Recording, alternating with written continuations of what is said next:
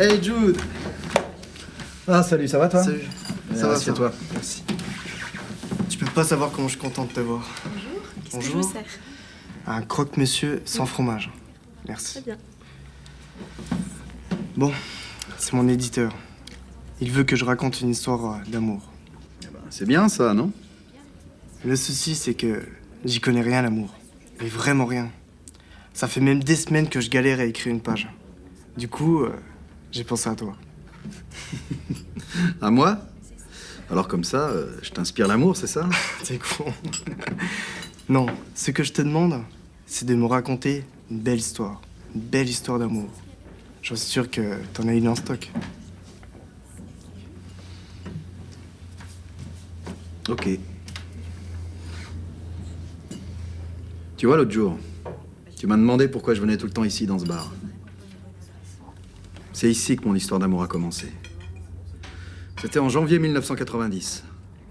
L'hiver le plus rude que j'ai jamais connu. Je devais faire une conférence sur Dostoïevski à la Sorbonne, à Paris, mais j'étais bloqué ici par la neige. Et il fallait que je prévienne mon éditeur. À l'époque, il n'y avait pas de téléphone portable. Alors je suis rentré ici, dans ce bar, pour passer mon coup de fil.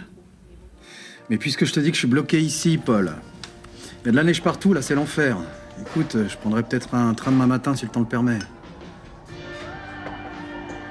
T'es qu'à l'annuler, cette conférence. De toute façon, avec le temps qu'il fait, y a pas un Pékin qui foutra le nez dehors. Je t'entends plus, là. Allô? Allô? Bon, je te rappelle demain.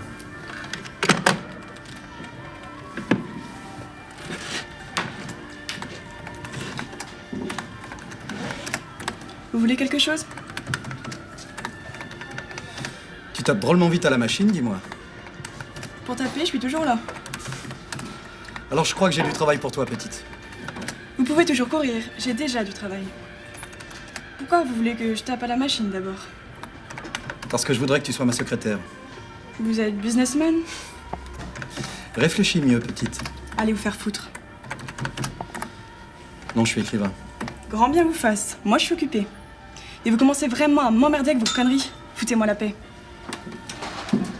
Je prends un train demain matin pour Paris à 8h36. Je t'attendrai.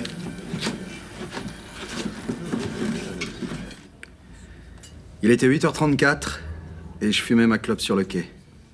Elle ne s'était toujours pas pointée. Le chef de gare a sifflé le départ, alors je suis monté dans le train. Je me suis installé et j'ai commencé à ouvrir l'Idiot de Dostoïevski, mais j'arrivais pas à lire. Je pensais à elle, tout le temps. Elle qui n'était pas venue. En tout cas, ça, c'est ce que je croyais.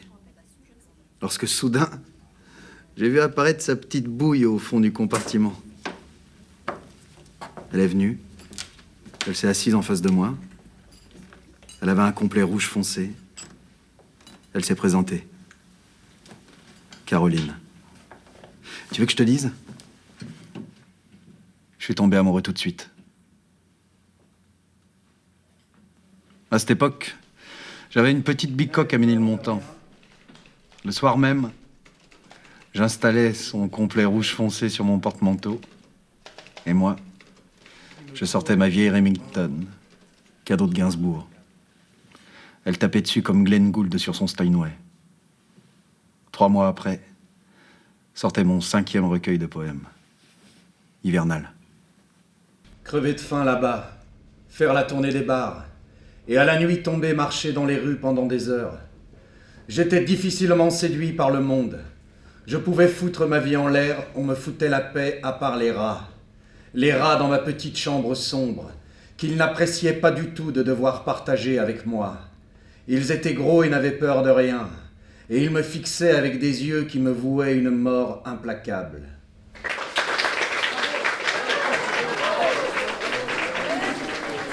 Dans ce dernier recueil, on sent une nouvelle fois avec brio la présence de Dostoïevski. C'est parce que je finis toujours mes bonnes bouteilles avec lui? Eh, ma vieux camarade Jude! Oh là, mon vieux Cosaque! Ça va? C'était très bien, tu étais grand homme, magnifique. Merci. Bonjour, mademoiselle. Nazdrovie! Ah mais c'est vous le fameux Dostoïevski? Non, c'est rien, ça, c'est Caroline, ma secrétaire. Alors toi, Olga, ça en est où? Qu'est-ce que tu fais de beau là maintenant?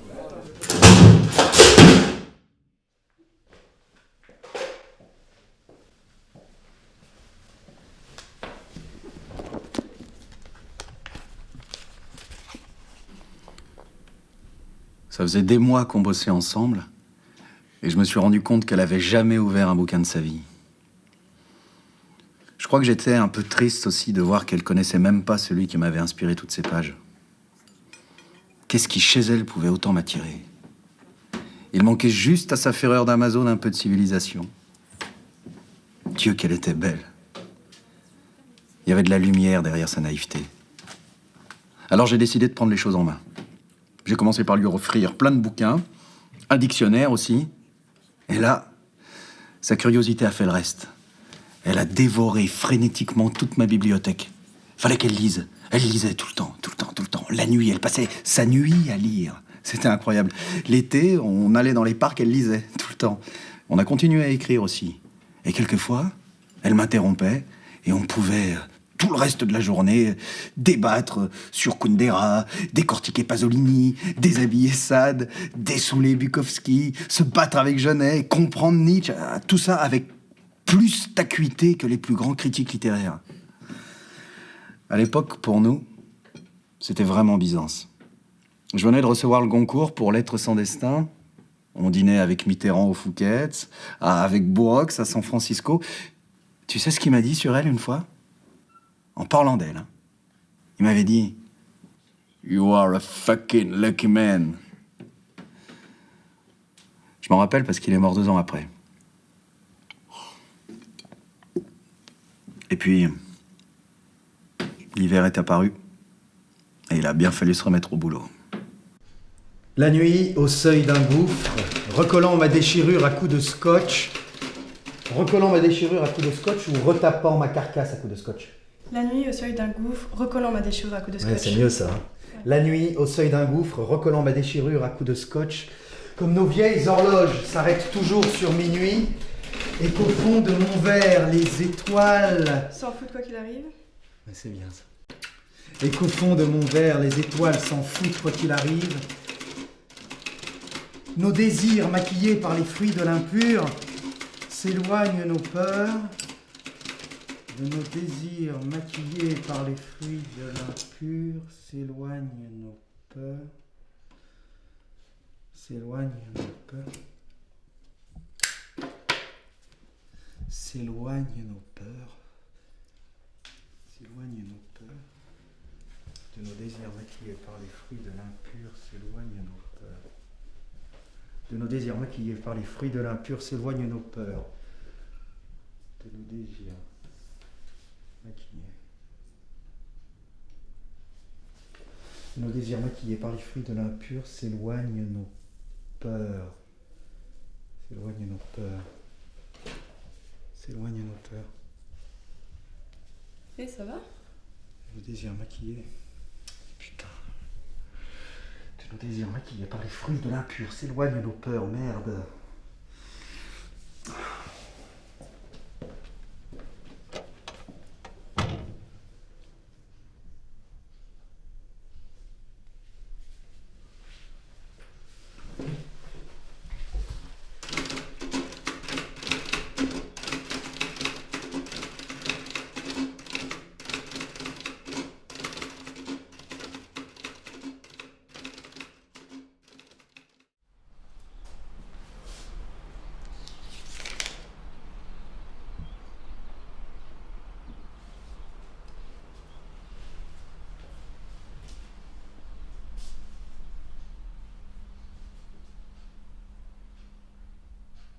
Et là, je crois que... Waouh! Jamais j'aurais pu imaginer ça. Elle avait réussi à sublimer mes images. J'étais transporté. C'était pur, limpide. C'était évident. Waouh! Elle m'avait fait goûter à l'absolu. Elle avait réussi à suspendre le temps. Et qu'est-ce que t'as fait?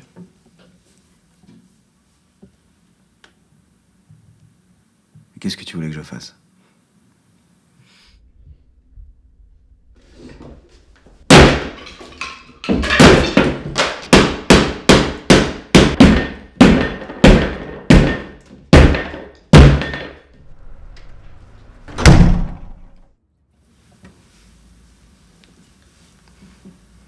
Mais tu l'as jamais revu?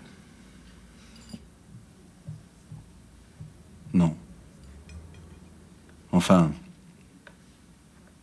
Si.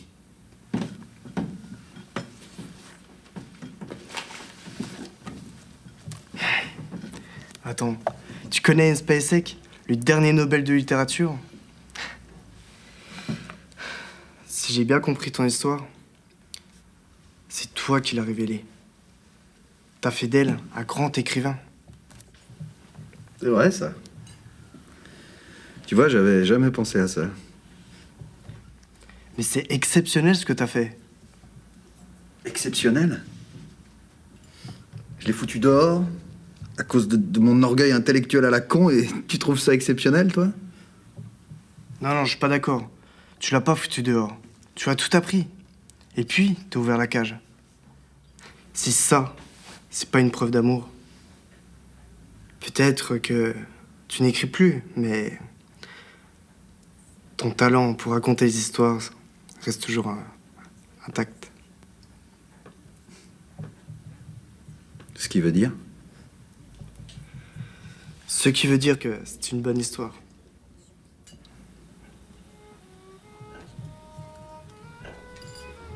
Et merde.